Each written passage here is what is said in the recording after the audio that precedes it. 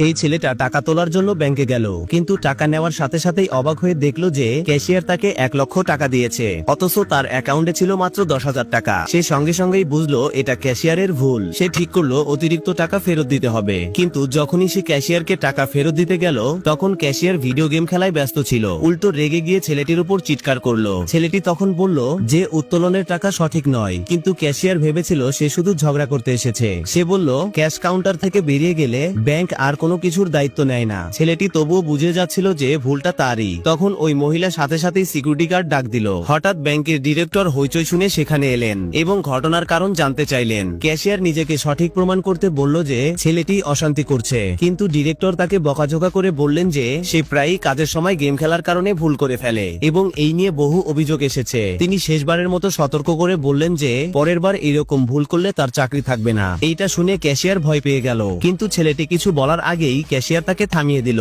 সে ডিরেক্টরকে মিথ্যা বলল যে এই ছেলেটা আমার এক্স বয়ফ্রেন্ড এবং এখানে এসে তাকে বিরক্ত করছে। ডিরেক্টর সেটাই বিশ্বাস করলেন এবং বললেন যে ব্যক্তিগত সমস্যা নিজেরাই মিটিয়ে নিন। তারপর সে চলে গেলেন। এরপর ক্যাশিয়ার ছেলেটিকে হুমকি দিল, হয় সে এখনই ব্যাংক থেকে বেরিয়ে যাবে, না হলে তার বিরুদ্ধে আইনি ব্যবস্থা নেবে। ছেলেটি জোর দিয়ে বলল যে তাকে অতিরিক্ত টাকা দেওয়া হয়েছে আর সে কেবল সততার কারণে এখানে থেকে গেছে। কিন্তু মহিলা তার কথা বিশ্বাস করলো না এবং বলল সে শুধু ঝামেলা পাকাতে চাইছে। অবশেষে বাধ্য হয়ে ছেলেটি ব্যাংক থেকে বেরিয়ে গেল। বাইরে আসতেই একজন আইনজীবী তার সঙ্গে দেখা করলো। সে পুরো ঘটনাই দেখেছিল। সে ছেলেটিকে নিজের কার্ড দিয়ে বলল পরে ব্যাংক অবশ্যই অতিরিক্ত টাকা ফেরত চাইতে আসবে। তবে সে এটাও জানালো যে এই ব্যাংক প্রায়ই ক্ষমতার অপব্যবহার করে, তাই সে ছেলেটিকে সাহায্য করবে যাতে টাকা আইনিভাবে তার কাছেই থেকে যায়। কিছুক্ষণ পরে ছেলেটি আবার ব্যাংকে ঢুকলো এবং ক্যাশিয়ারকে উত্তোলনের বিষয়ে জিজ্ঞাসা করলো। ক্যাশিয়ার আবারও বলল যে সে শুধু ঝগড়া করতে এসেছে, তাকে তাড়াতাড়ি চলে যেতে হবে। তখন ছেলেটি একটি চুক্তিপত্র বের করে বলল এখানে সই করুন এবং স্বীকার করুন যে এই টাকা একটি স্বেচ্ছায় ডোনেশন, তারপর আমি এখান থেকে চলে যাব। মহিলা ঝামেলা এড়ানোর জন্য না ভেবেই সই করে দিল।